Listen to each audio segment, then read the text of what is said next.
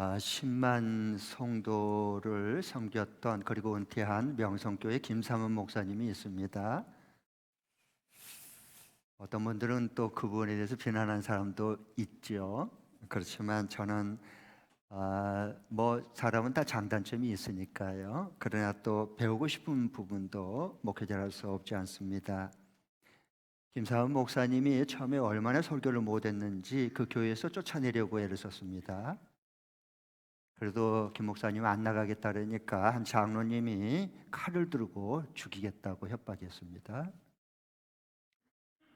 그런데 얼마 후에 하나님이 그 장로를 치셔서 쓰러뜨렸습니다. 그러니까 교우들이 보고 그 장로님 쓰러진 걸 보고 정말 싸다 싸. 정말 하나님 살아계신 증거가 나타났구나. 이러고 얘기를 했습니다. 그런데 그 후에 이 쓰러진 장로님을 누가 돌봐준 줄 아십니까? 김삼원 목사님이 돌봤습니다. 왜 그랬냐 하면은 하나님이 김 목사님을 찾아오셔서 말씀했습니다. 저 불쌍한 장로 너가 돌봐줘라. 일어날 때까지.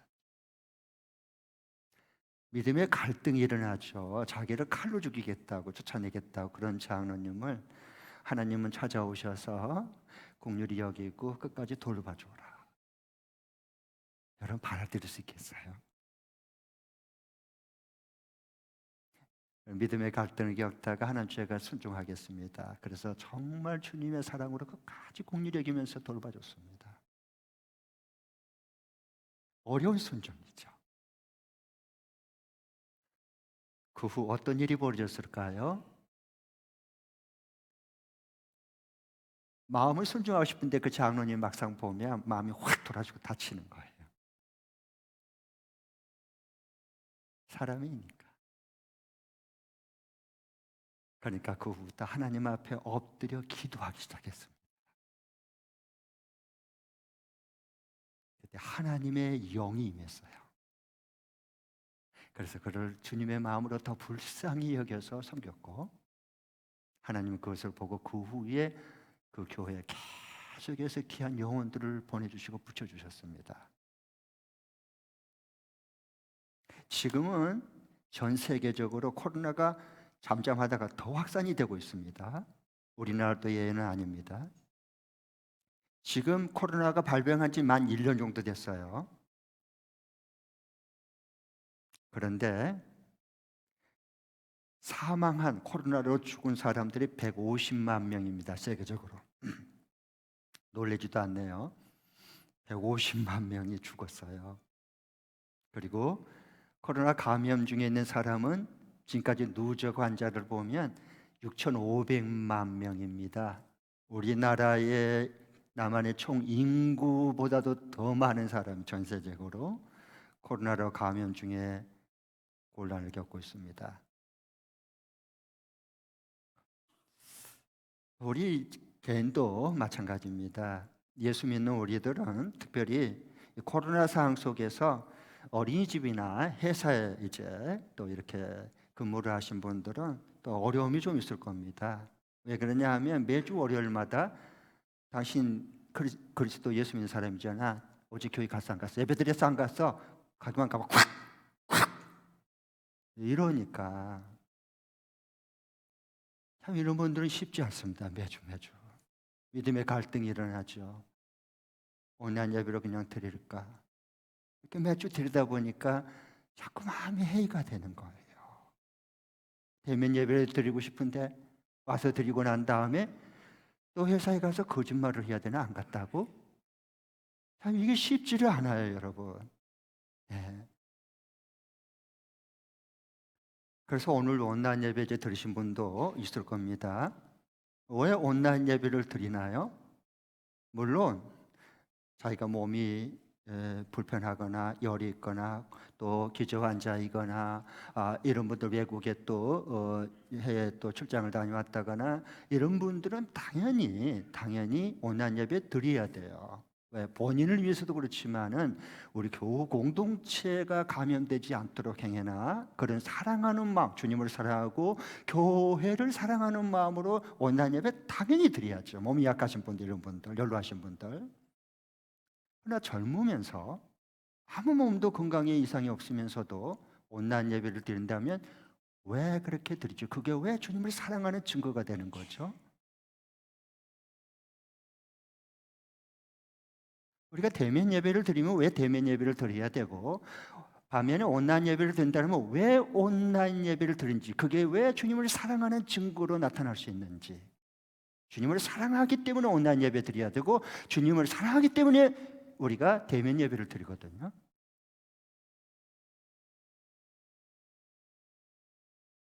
그럼 우리가 코로나 이 상황 속에서 진정한 그리스도라고 하는 증거는 뭘까 하는 거예요.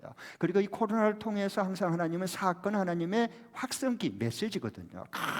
큰 음성이에요. 네. 하나님이 사랑하는 백성들에게, 자녀들에게 들려주고 싶은 음성이거든요. 그것을 이제 우리는 그 속에 있는 진리다라고 말한 거예요. 두 가지를 말씀하셔요. 코로나를 통해서. 첫 번째로는 너는 내 믿음을 점검해라. 너는 내 믿음을 한번 돌아봐라 하는 주의 음성이고 사인이에요. 이 코로나를 통해서. 그래서 너 믿음이 정말 반석 위에 세워진 믿음으로 되어가느냐, 아니면 모래성 위에 편리주로 쉽게 쉽게 해가는 그런 집을 짓고 있느냐, 너의 믿음을 한번 내 앞에서 점검하고 살펴보고 돌아봐라 하는 주님의 음성이란 말입니다. 주님의 살아있는 음성이에요. 이 음성을 들어야 살아나는 거예요. 예. 코로나 무섭냐 안 무섭냐, 그건 겉으로 나오는 그 현상이고, 현상.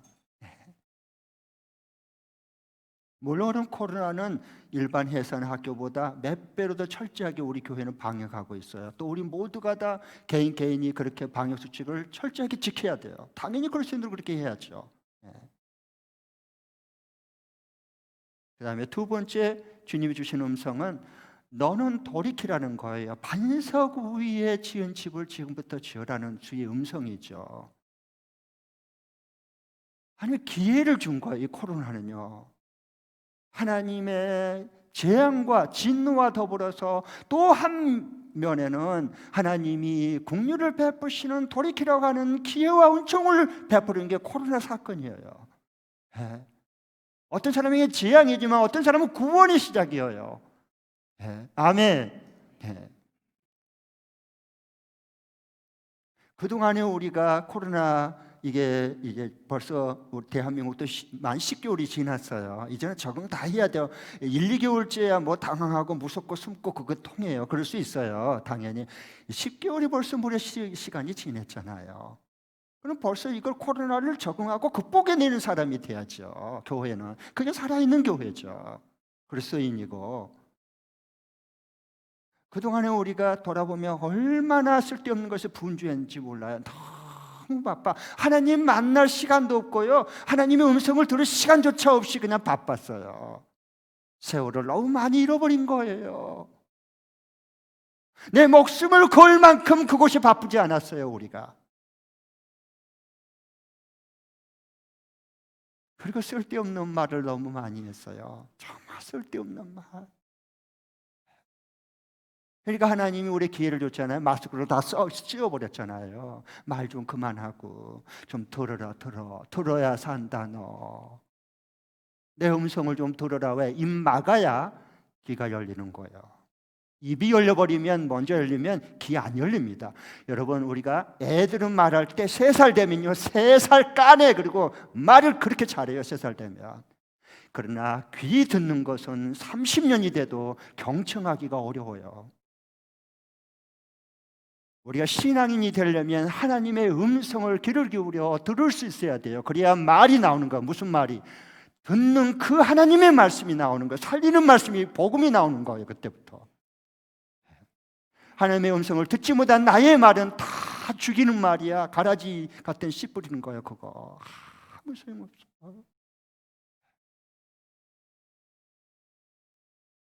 그래서 하나님이 이렇게 우리에게 말씀하신 거예요. 코로나를 통해서요. 얼마나 감사해요. 귀가 열릴 수 있기를 축복합니다. 하나님의 음성이 들리는 귀가 열려야 되는 거예요. 이번 코로나를 통해서 여러분 이게 이제 백신이 나오고 그리고 이제 치료제가 나오고 1, 2년이면 이제 앞으로 1, 2년 더 가야 돼요. 아무리 백신 나와도 똑같아요. 예. 그리고 지나고 난 다음에 하나님이 이 코로나를 통해서 그때는 어려웠지만 내 인생의 전환점을 바꿔줬다. 정말 주의 음성을 듣는 자를 이렇게 살게 주셨다. 그런 고백과 찬양과 영광을 돌릴 수 있기를 축복합니다. 그러나 코로나 이 모든 이 세월도 내 인생에 정말 알토론같이 필요한 시기였다고 그렇게 기뻐하고 감사할 수 있지 않겠습니까? 이게 살아있는 그리스도인의 모습이거든요. 네. 오늘 말씀은 다섯 번째 이제 나팔 재앙에 대해서 말씀하고 있습니다. 우리가 지난주까지 보았는데 첫째 재앙부터 넷째 재앙까지 나팔 재앙은 자연계에 대한 대상이 자연계를 향해서 징계 재앙을 했지만 이제 다섯째부터 일곱째까지는 인간을 대상으로 재앙을 이렇게 심판하게 됩니다. 근데 여기 보면 다섯 번째 나팔 재앙이 한마디로 얘기하면 뭘까 하는 건데요. 저랑 따라해 주십시오. 예수님이 세계 열방에 통치하는 분이시다. 예수님이 세계 열방을 통치하는 분이시다. 이걸 증언하는 거예요. 뭐 재앙 무서우니까 뭐 벌 받을까 봐 그를 말하려고 하는 게 아니고 예수님이 세계 만물 만국과 열방을 지금도 주관하시고 통치하고 계신다. 하나님 나라를 계속해서 완성하고 구원을 완성해 가고 계신다. 이걸 증언하고 싶은 거예요. 네. 여러분 자동차가 지금 오늘 또 자동차 다 운전하고 타고 오셨죠? 자동차가 처음에 새 차다가 나중에 노후 수명이 오래되면 자꾸 이제 수리비도 많이 들어가고 가다가 쓰고 막 그리고 위험해요. 막 계기판에 빨간불이 들어오고 뭐 이렇게 된다고요. 그래서 나중에 이렇게 이제 자동차 정비소에 가가지고 공장에 가서 점검해 봤더니 폐차를 해야 된대요. 이거 위험하다고 가다가 사고 날 수 있고 그러니까 폐차를 시키잖아요. 여러분 왜 폐차를 시켜요? 왜 그래요? 본인의 생명과 이웃에게 인명사고 나지 않도록 생명을 보호하기 위해서 그 자동차를 폐차시키는 거예요. 이걸 성경에서는 징계다, 심판이다, 진노라고 재앙이라고 말씀한 거예요. 그리고 난 다음에 뭐 해요? 새롭게 새 차로 구입할 수 있고요. 준비를 해서 다시 운행을 할 수 있게 되는 거죠. 그러니까 이것은 폐차는 그 차의 모든 것을 끝내는과 동시에 새로운 차로 운행할 수 있는 계기가 되는 거예요. 이걸 같이 봐야 된다는 거예요. 바로 이런 말씀을 얘기해 주고 있어요. 요한계시록은요. 그래서 여기 보면은 1절에 보니까요. 하늘에서 별이 하나 떨어져요. 그런데 그 별이 뭐냐? 그 별이 이름이 아비소스라고, 아비소스를 여는 열쇠를 권세를 가졌어요. 열쇠는 권세를 말하는 거거든요. 아비소스를 그 밑에 관주에 보면 밑바닥이 없는 그런 곳이다. 그러니까 밑바닥이 없는 거 무저갱이라는 거예요. 무저갱. 밑바닥이 없는 깊은 구렁텅이, 이것을 무저갱 아비소스다 그런 겁니다. 그것을 여는 닫혀 있는데 열 수 있는 열쇠를 한 천사가 하늘에서 내려왔는데 그 열쇠를 가졌다, 그 얘기입니다. 그런데 이걸 보면은 대부분 이제 이게 하늘에서 떨어졌다고 천사가 그러니까 이게 누시퍼다, 타락한 천사구나라고 말하는데 아니에요. 그러면 이제 다른 이제 그 요한계시록이 그러면 안 풀려요. 그건 아니고요. 하나님께서 만물의 주권자로서 한 천사를 이렇게 그 무저갱 열쇠를 이렇게 열 수 있는 권세를 한 천사에게 줘서 이 땅에 보냈다는 뜻이에요. 네. 그 주님의 큰 권세를 천사에게 준 거예요. 2절에 보면은 이게 그 무적행에 이제 그 이렇게 열게 되는데 이 천사가 그 결과가 나타나 있어요. 그것은 뭐냐? 2절에 보니까 한번 읽어보겠습니다. 2절 시작. 그 별이 아비소스를 여니 거기에서 큰 영광로의 연기와 같은 연기가 올라왔습니다. 그래서 해와 하늘의 구렁이에서 나온 연기 때문에 뭐해졌어요? 어두워졌어요. 흑암이 왔어요. 깜깜했어요. 하늘과 모든 것들이요. 뭐와 같냐 하면 우리가 봄에 아주 짙은 그 황사가 몰려왔을 때 하늘을 보면 누해요. 앞에 산도 안 보여요. 그건 그냥 조금 맛을 보여준 거고 이거에 100배, 1000배의 깜깜함이 임할 거다라고 하는 걸 미리 대비하라고 황사를 우리에게 주는 거예요. 이건 현상, 사실. 실제와 진리는 앞으로 이보다 더 100배로 더 큰 흑암이 임할 거다라고 말씀해 주는 겁니다. 그래서 대비하고 준비하고 살아라.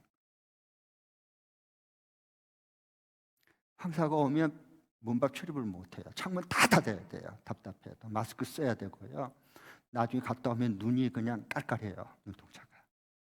그건 조금 맛보기로 보여준 거예요. 그 다음에 이렇게 되면 이제 하늘이 이제 다 흑암이 덮을 거다. 이 말은 뭔 말이냐 하면 앞으로 말세가 되면 점점 사탄의 거짓 진리로 사람들의 마음과 생각을 다 흑암, 어둡게 덮어버릴 거다 라고 말한 거예요. 3절을 보겠습니다. 그 연기 속에 뭐가 나왔습니까? 메뚜기 떼들이 나왔습니다. 메뚜기 떼들. 그런데 그 특이한 것은 그 메뚜기 떼들 꼬리에 정갈처럼, 정갈은 이 꼬리가 무섭거든요. 독침이 있어서 탁 쏴면요 사람이 퉁퉁 부어요. 열이 올라요. 고열이 돼요. 고통을 어마어마하게 당합니다. 우리가 왕벌에 씌었을 때 똑같아요. 쏘았을 때처럼요. 이 메뚜기 꼬리에 이렇게 정갈이 독침이 있어서 그걸 막 쏘아대는 거예요. 그리고 그 독침을 맞은 사람들이 막 쓰러져 가지고 막 고통 중에 막 차라리 죽고 싶다는 거예요. 이렇게 고통스러우면 차라리 죽고 싶은데 못 죽는 거야. 그런데 그것을 언제 동안 이렇게 이 정갈 쏘게 만드느냐? 괴롭게 만드느냐? 5개월 동안 하나님이 명령을 내린 거예요. 자, 그러면서 여기에 어떤 것은 해치고 어떤 것은 해치지 말라 하나님께서 명령했어요. 4절 5절을 보겠습니다. 4절 5절 시작. 그것들은 땅에 있는 풀이나 푸성기나 나무는 하나도 해하지 말고 이마에 하나님의 도장을 지키지 않는 사람만을 해하라고 명령했어요. 그러니까 풀이나 이 나무는 해하지 말아라. 하나님의 그 이마에 도장을 맡은 14만 4천 명, 이제 우리가 7장에 보았죠. 이들은 절대로 해하지 말라. 그 외에는 모두 다 독침으로 쏘아라. 죽고 싶어도 죽지 못할 고통을 당할 수 있도록 그걸 5달 동안 그렇게 괴롭혀라 라고 말씀했어요. 이것은 뭐냐 하면 그 괴롭힐 대상을 누가 정해요? 예수님께서 정한 거예요. 심판주니까. 그리고 기간은 얼마나, 5개월은 누가 정해요? 사람이 정한 게 아니고 천사가 정한 게 아니고 우리 주님께서 정하는 거예요. 이걸 증언해 주고 있습니다. 모든 열국의 통치와 주관은 사람이 무슨 왕이 사탄이 하는 게 아니다. 우리 주님께서 모든 것을 주관하시고 열국을 통치하고 계신다는 것을 선포하는 겁니다. 할렐루야. 주님이 주관하고 계시고 통치하십니다. 네. 아멘. 이게 믿어져야 되는 거예요. 이게 성경대로 믿어져야 돼요. 믿고 살아야지 두려움 없이 우리가 살아갈 수 있죠. 그런데 여기 보니까 이 재앙 가운데에서 다섯째 재앙이 베풀어질 때 그 하나님이 끝까지 보호하는 사람이 있어. 절대로 너는 이런 사람을 해치지 말아라. 풀과 나무들과 이마에 입맞은 하나님의 도장을 맞은 사람들은 절대 해하지 말아라고 말씀했어요. 여기에 풀이 뭘까요? 예수 믿는 성도들이에요. 나무는 뭘까요? 교회에 충성스러운 끝까지 충성하는 일꾼들이에요. 입맞은 자는 이 땅 위에 남아서 환난 중에 예수 복음 순교에 피 흘린 충성자들이에요. 천국의 알곡들이에요. 이들은요. 이들은 해하지 말고 건드리지 마라. 그래서 시편 52편 8절이나 욥기 5장 25절에 보면 이들이 누구인가를 잘 말씀해 주고 있습니다. 그러면서 이 입맞은 자, 하나님의 그 입맛 도장을 맡은 사람이 있어요. 바코도 아니고 앞으로 기대면 제가 말 그거 다 가짜입니다. 그런데 현혹되면 안 돼요. 입맞은 사람은 뭐예요? 하나님의 도장, 이게 이마에 도장 찍은 사람. 이들은 에베소 4장 30절에 보니까 너희는 성령을 슬프게 하지 말라. 너희가 구속의 날까지 성령으로 인침을 받았느니라 라고 말씀해. 성령의 도장 받은 사람들이에요. 아멘. 네. 이게 바로 뭐야? 재앙 속에 그 재앙보다 더 큰 하나님의 국률이 임하는 사람들이야. 하나님의 심판은 반드시 임해야 돼요. 악인을, 죄를, 사탄을 심판해야 돼요, 당연히. 그러면서 그렇게 심판을 해야 거기 가운데 고난 중에 박해 속에 있는 사람들이 구원되고 해방이 될 거 아니에요. 동시에 항상 같이 봐야 돼, 이 두 가지를. 하나님 보호한 사람들이죠. 그래서 여기 7절부터 10절까지는 이제 악마적인 그런 메뚜기의 모습들이 나와요. 그래서 잔인한 그 모든 것을 해치는 마지막 때가 되면 9가지의 그런 부분들을 쭉 모습으로 말해주고 있잖아요. 근데 좀 여기 PPT를 한번 좀 볼 텐데요. 마지막 때가 되면 어떻게 될 건가? 예수님이 다 말씀해 주셨어요. 누가복음 11장 24절부터 26절, 계시록 18장 2절이에요. 한번 먼저 누가복음 말씀 한번 읽어보겠습니다. 시작. 악한 귀신이 어떤 사람에게서 나온다고 하면 그 귀신은 쉴 곳을 찾느라고 무슨 곳을 찾아 헤매요? 물 없는 곳만 찾아 헤맵니다. 거기서 살려고요. 들어가서 살려고 물 없는 곳을 헤맨다. 그러나 그 귀신이 찾지 못하고 말하기를 내가 나온 집 전에 그 사람 속에 들어가서 있는 집이 있어, 몸이 있어. 거기에 한번 다시 들어가 봐야 되겠다라고 해서 돌아왔어요. 와서 보니까 25절. 그런데 와서 보니 집은 말끔히 치워져 있고 깨끗이 청소하는 거예요. 청소해야 됩니다. 속을, 마음과 심령을 비워야 됩니다. 그리고 이게 정결하게 해야 됩니다. 명상을 해야 됩니다. 기도를 해야 됩니다. 정결함으로 우리가 깨끗하게 마음을 비워야 됩니다. 이게 다 거짓 종교예요. 이거 그러면 마귀가 들어옵니다. 사탄이 들어와요. 집을 말끔히 치워져 있고 뭐 했어요? 잘 정돈되어 있었어요. 모든 게 질서 정연하고 다 이렇게 해야 됩니다. 정돈이 돼야 됩니다. 인생의 안정감을 가져야 됩니다. 이게 거짓 종교들이에요. 그러면 뭐가 들어와요? 악마가 들어와요. 한번 봐보십시오. 그러면 그래서 결과를 말해. 이렇게 하면 어떻게 되느냐? 마음을 깨끗이 비우고 그리고 잘 정리정돈해서 마음이 편안해야 됩니다. 마음이 편안한 이것을 추구했어요. 그러니까 어떻게 되죠? 결과가 26절 시작. 그래서 그 귀신은 가서 자기보다 더 악한 딴 귀신 7을 데리고 와서 그 집에 들어가 자리를 잡고 삽니다. 그 집에 들어가는 거예요. 그러면 그 사람의 나중 형편이 처음보다 더 비참하게 돼버립니다. 이게 성경의 진리예요. 예수님이 하신 말씀이에요. 네. 종교에 속으면 안 돼요. 거짓 종교에 속여나면 안 됩니다. 비참해집니다. 성경 분명히 마지막에 비참해지는 겁니다. 지옥의 고통을 당하는 거예요. 절대 속으면 안 돼요. 그러니까. 자, 그리고 계시록 18장 2절 한번 볼 텐데요. 시작. 그는 힘찬 소리로 외쳤습니다. 무너졌다, 무너졌다. 큰 도시 바벨론이 무너졌다. 바벨론이 왜 무너졌어요? 바벨론은 귀신들의 거처예요. 아까 그 집에 들어가서 악한 7 귀신이 들어가서 그냥 들어가 살잖아. 거처를 정하고요. 그걸 바벨론이다 그래. 상징적으로 바벨론의 귀신들의 거처가 되고 온갖 더러운 영의 소굴이 되고 더럽고 가증한 온갖 새들이 그 집이 되었어요. 여러분 잘 생각하셔야 돼요.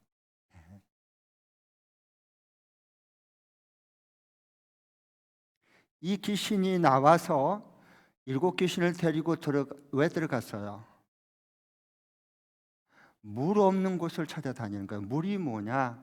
성경에 보면은 물과 성령으로 세례를 거듭나지 않으면 천국에 들어갈 수 없다.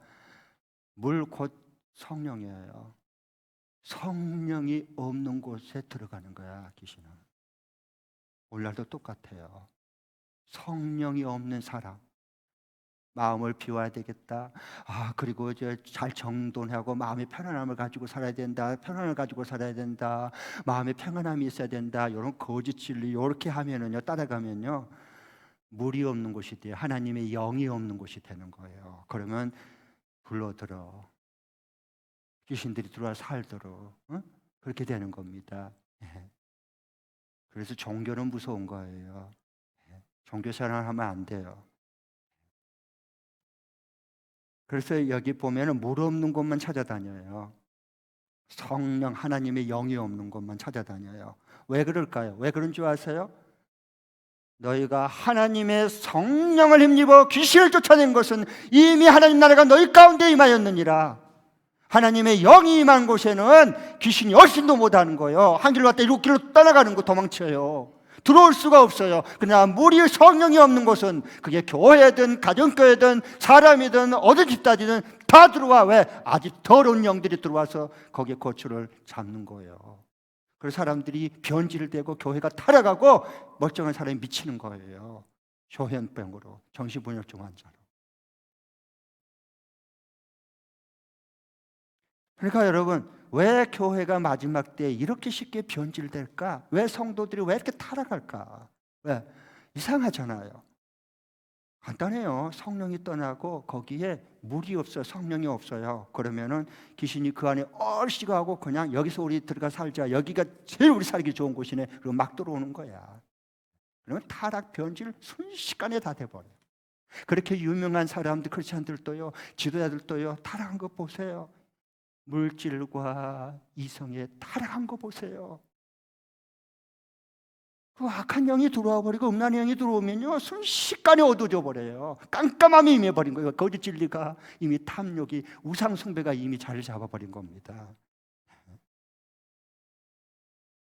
그러니까 교회가 세상의 사람들이 교회를 따라가고 존경하는 게 아니라 손가락질한단 말이에요. 지금 왜? 주의 영이 없어요. 주의 영이 없어요. 여러분, 교회 와서 주님 만납니까? 솔직히 한번 얘기합시다.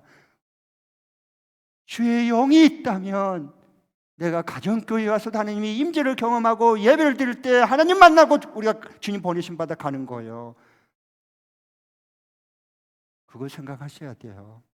하나님의 영이 내 안에 우리 가운데 있는지. 이걸 생각해야지 예배가 오래 된다 안 된다 그건 누가 지어낸 거예요? 마귀에게 속으면 안 돼. 본질이 뭔가를 딱 붙잡아야 돼요. 여러분, 귀신이 그 안에 들어가면 어떻게 된 줄 아세요? 예수님의 12 제자 중에 천하에 가룟 유다는 마귀가 들어갔어. 왜? 성령이 없어. 누구든지 성령을 하지 않고는 예수를 나의 주라고 고백할 수 없다 그랬어요. 예수님이 내 인생의 주인이 된 것은 내가 잘나서가 아니라 그 성령 그리스도의 영이 내 안에 들어와서 예수님이 너를 위해 죽으시고 다시 부활하시고 너의 생명을 주시고 너를 끝까지 이렇게 사랑하는 분이야 라고 나로 하여금 믿을 수밖에 없도록 만들어주신 분은 그리스도의 영 성령이에요. 성령이 임하는 곳에는 예수님을 나의 주인이라고 고백해요. 할렐루야.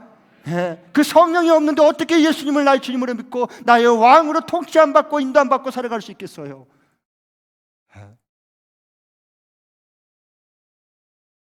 예수님 12 제자 중에도요, 가룟 유다가 있었어요.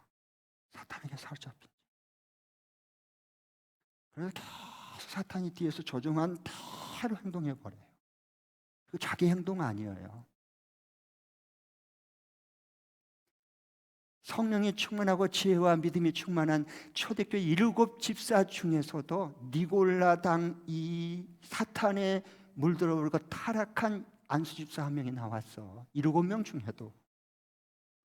그렇게 성령이 충만한 예루살렘 교회 안에서도 그 예루살렘에 4년 동안 대흉년이 들어서 가난한 사람들이 굶어 죽어갈 판국에 성령께서 감동해서 성령의 역사가 일어난 이 예루살렘 교회에 모두 다 자기 가진 것을 내 것이라 여기지 않고 사도들 발 앞에 둬서 저들도 함께 우리의 공동체고 우리 지체입니다. 저들도 이것을 먹고 좀 살아났으면 좋겠습니다. 이걸 이겨냈으면 좋겠습니다. 라고 해서 성령께서 지시한 대로 그들은 다 자기 것을 사도들 앞에 내놨어요. 왜? 그때는 4년 동안 극심한 가뭄 속에 사람들이 굶어 죽을 아사의 굶어 죽을 위기에 처했기 때문에 그래요.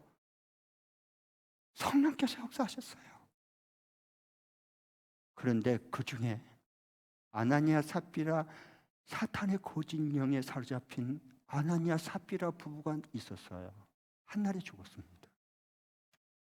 아나니아 삽비라야, 내가 왜 거짓 사탄의 영에 너가 성령의 역사를 보지 못하고 왜 거짓 영에 네가 사로잡혔느냐. 그래서 그 한날의 부부가 함께 죽었습니다. 왜 이렇게 변질이 될까요? 왜 이렇게 타락이 될까요? 그 사람이 나빠서가 아니에요. 타락한 천사, 악한 그 졸개들 영이 들어가면, 악령이 들어가면 사람은 순식간에 바꿔줍니다. 멀쩡한 사람이 어떻게 저럴 수가 있을까? 그 사람이 나빠서 아니라니까. 몰라서 그래. 눈에 안 보이니까. 눈에 안 보인다고 없는 거 아니에요. 네? 그래서 하나님께서 우리에게 말씀했어요. 이 사도행전 5장 11절에 보면은 이 성령이 임하자 이 초대교회가요, 안 믿는 사람들이 예수 믿는 그리스도인 교회를 두려워하니라 그랬어요. 두려워해. 오늘날 한국 교회의 가장 큰 문제가 무엇입니까? 안 믿는 사람들이 예수 믿는 사람을 두려워하지 않는다는 거예요. 두려워하기는커녕 개독교 그냥 저기 무슨 예수 믿는 사람 저것들 이래도 할 말이 없는 상황이에요. 가슴 아픈 얘기입니다. 왜 이런 일이 벌어졌습니까? 우리의 믿음의 선진들은 이러지 않았습니다. 나라가 정말 어려울 때 일제 30년의 강점기 속에서도, 고난 중에 환난 중에서도 민족을 사랑하고 영혼을 사랑하는 마음이 불이 붙어서 독립선언서를 할 때 33인 중에 15분이 크리스찬이었습니다. 그들의 말이라면 백지수표를 줘도 다 믿었습니다. 그러나 지금은 예수 믿는 것들 어떻게 믿어? 이럽니다. 왜 그런 줄 아세요? 교회에서 성령이 떠났어. 그렇습니다. 교회에서 성령이 떠났습니다. 어떠세요, 여러분? 주의 영이 임할 수 있기를 축복합니다. 그러면 됩니다. 그러면 됩니다. 제도 바꾼다고 안 됩니다. 뭘 뜯어 고친다고 새롭게 프로그램 도입한다고 안 됩니다. 안 됩니다. 하나님의 영으로 사로잡힌 사람들이 교회에서 세워져야 되는 거예요. 할렐루야. 그러면 주의 영으로 인도함 받는 자는 하나님께서 말씀하시고 이끄셔요. 저 지난 주간에 기도원, 제가 한 주간 동안 기도하면서 3가지 주의 음성을 듣고 내려왔어요. 여러분, 정말 하나님의 사람들은 주의 음성을 듣고 살아요.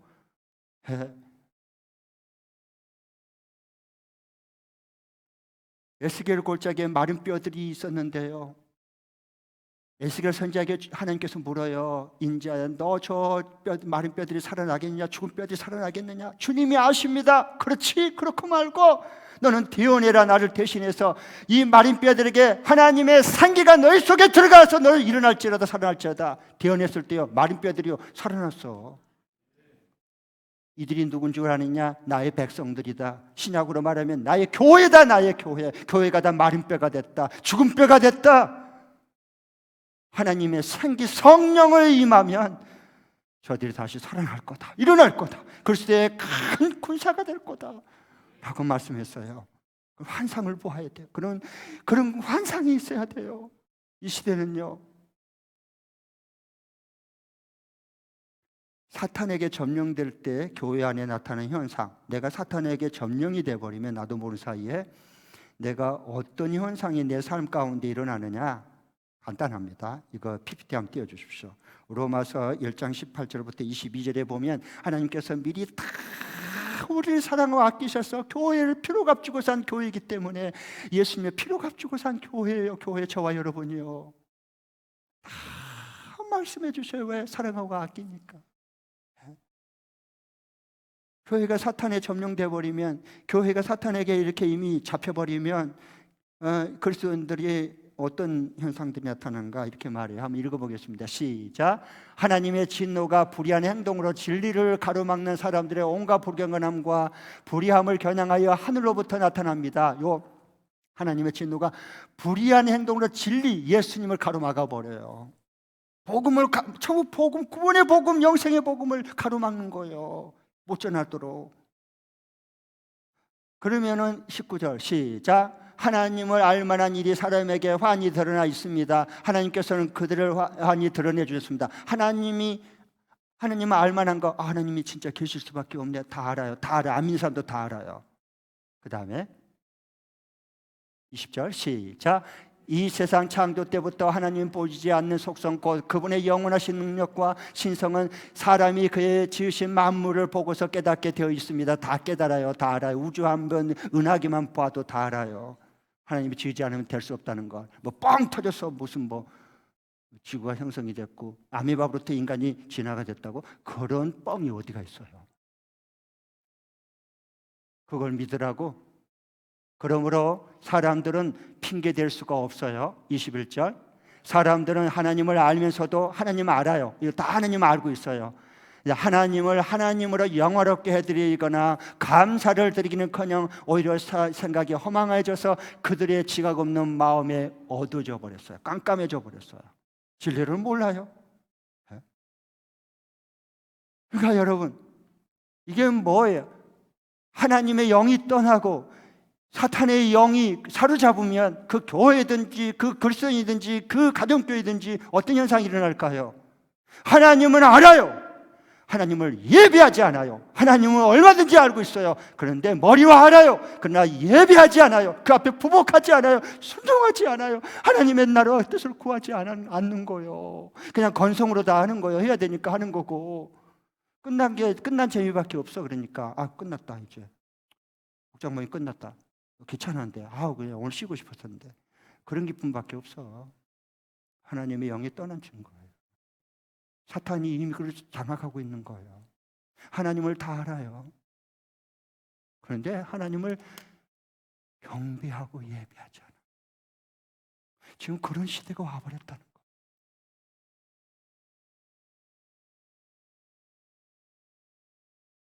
11절 보십시오. 마지막 부분입니다. 11절 한번 읽을 터인데요. 아비소스의 사자가 자기들의 왕으로 떠받든 것이 나와요. 같이 한번 11절 시작. 모든 천사들은 다시 한번 11절 시작. 그것들은 아비소스의 사자를 자기들의 왕으로 떠받들었는데 그 이름은 히브리 말로는 아바돈이요, 그리스도의 말로는 아블루온, 그리스만, 헬라어로는 아블론입니다. 이들이 그 아비소스의 그 사자들, 그 밑에 졸개들이 타락한 천사들이 왕으로 모시는 거예요. 왕이여 평화의 왕이여. 마지막 때가 되면 전 3년 반이 끝나고 후 3년 반 시작될 때 그 전 3년 반 7년 대환란 전에 이미 세계 평화의 왕으로 정치, 경제, 교육, 문화, 종교를 한 권세에 쥐고 있는, 그러면서 겉으로 왕관을 쓰고 하면서 뭐예요? 평화, 일치라고 다 사람들의 마음을 사로잡을 거예요. 거짓 평화인데. 그리고 전 3년 반이 딱 끝나자마자 사람들을 끌어모아 놓고 다 자기의 짐승의 표를 받고 한 다음에 딱 전 3년 반이 끝나자마자 후 3년 반에는 자기 표를 따르지 않는 사람들은 전부 적폐로 죽이는 거야. 몰아서. 적폐가 왜 일어난 줄 아세요? 이건 현상, 사실. 앞으로 마지막 때가 되면 적폐 대상 제1인 통치자가 이렇게 적폐를 몰아서 다 죽일 거다라고. 이건 진리예요. 같이 봐야 돼요. 이건 보이는 것, 이건 보이지 않는 것 같이 봐야 돼요. 기독교 세계관 껴있는 사람들이야, 이 시대에. 그래야 주의 음성을 들을 수가 있어요. 그래야 주의 음성이 들리는 거예요. 그래야. 그렇게 주의 음성을 들어야 이게 듣는 사람끼리 소통이 되고 서로 통하지. 요 사심을 보고 옳으니 그러니 한 사람과 자기 의로움에 빠진 사람, 그리고 요 주님의 진리를 음성을 듣는 사람하고는 절대로 안 맞아. 육은 육이고 육인 하나님의 일을 할 수 없어. 영의 사람만 할 수 있어요. 할렐루야.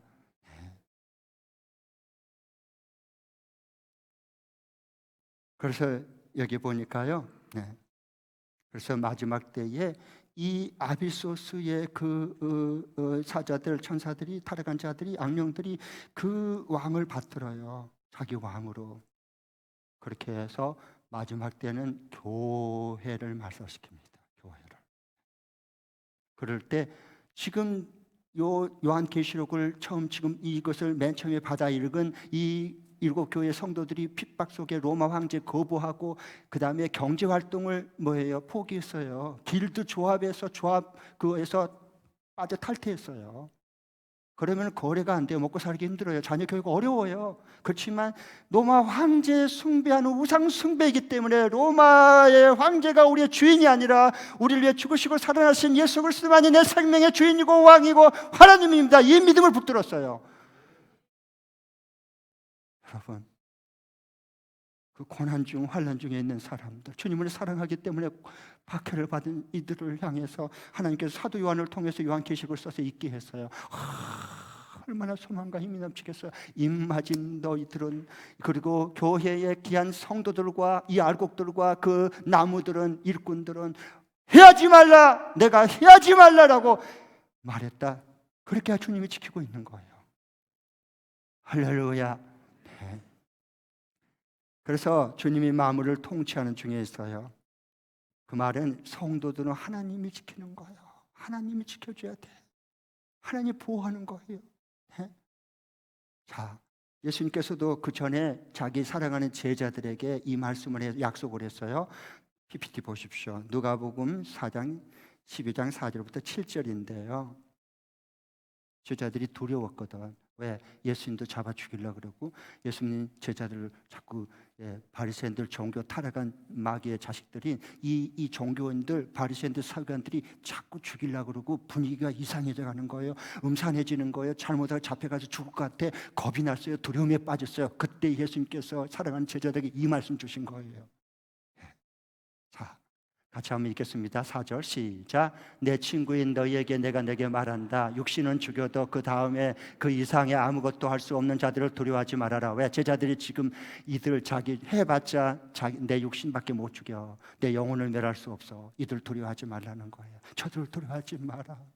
그러면서 진짜 두려워할 자가 있다. 자, 5절 시작. 너희는 누구를 두려워해야 할 자를 내가 너에게 보여주겠다. 죽인 다음에 지옥에, 어디 던져? 지옥에 던질 권세를 가지신 분을 두려워하여라. 그렇다 내가 너희에게 말한다. 그분을 두려워하여라.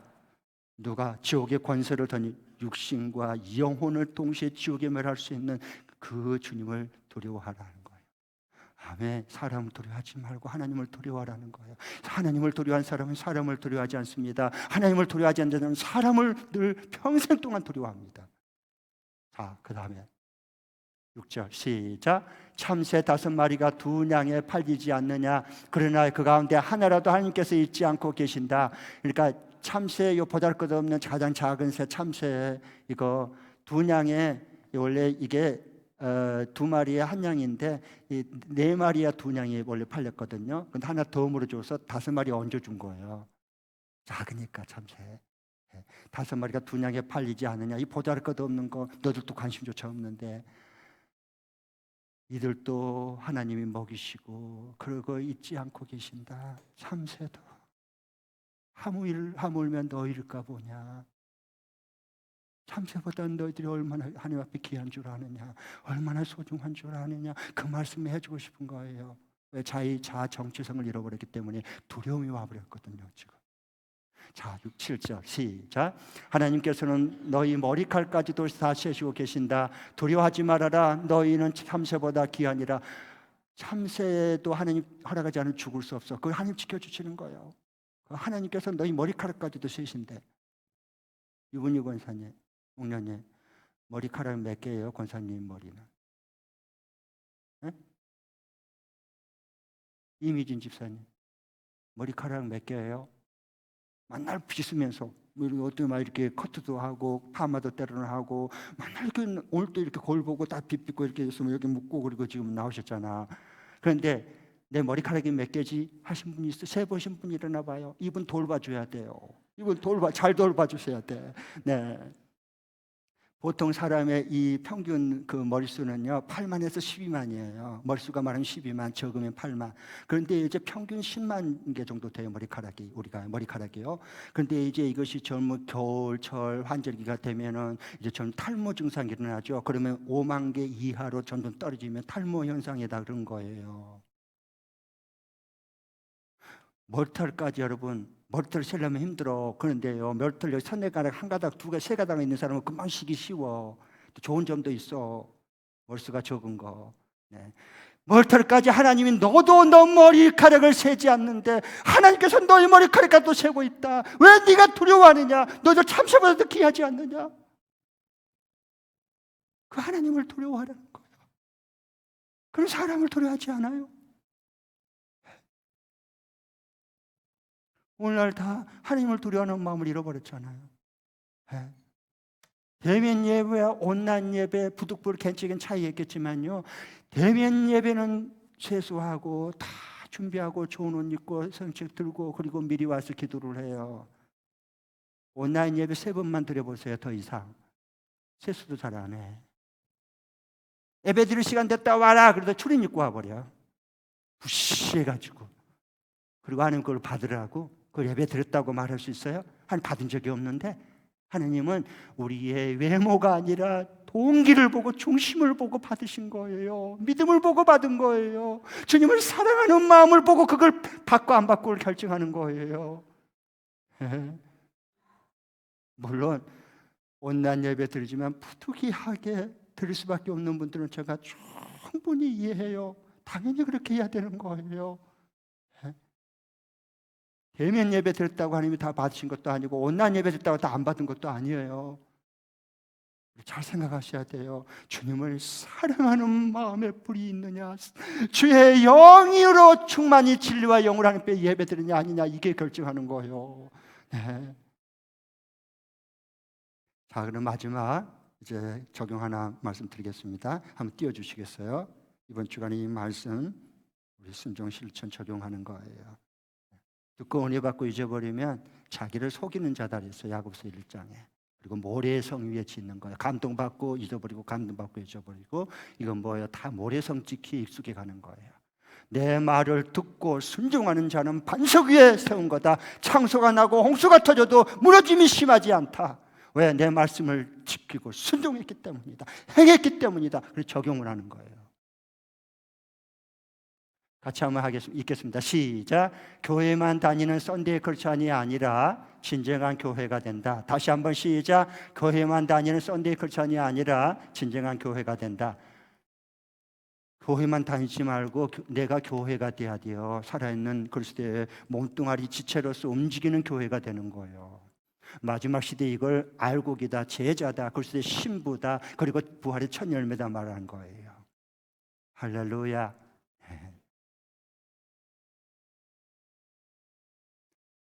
에베소서 1장 22절에 23절에 보면 누가 교회입니까? 예수 그리스도를 내 모든 삶의 주인으로 모신 사람들, 주의 성령을 통해서 이 모든 삶의 주인으로 모신 사람들, 이 사람들이 주의 몸 된 교회가 되는 거예요. 저와 여러분이.